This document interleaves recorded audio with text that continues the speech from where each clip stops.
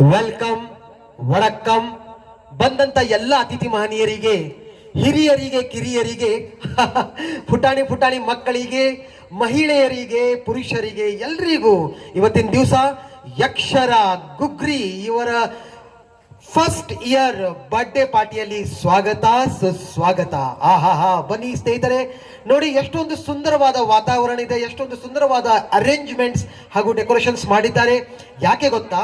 ಯಾಕಂದ್ರೆ ನಮ್ಮ ಮೆಚ್ಚಿನ ಸುಪುತ್ರಿಯಾಗಿರುವ ಯಕ್ಷರ ಇವತ್ತಿಲ್ಲಿ ಬರ್ತಾ ಇದ್ದಾಳೆ. ಅವಳ ಕಾಲ್ಗುಣದಿಂದ ಇನ್ನೂ ಅಷ್ಟು ಸುಂದರ ವಾತಾವರಣ ಆಗ್ತದೆ ಅಂತ ಹೇಳ್ತಾ ಬನ್ನಿ ಸ್ನೇಹಿತರೆ.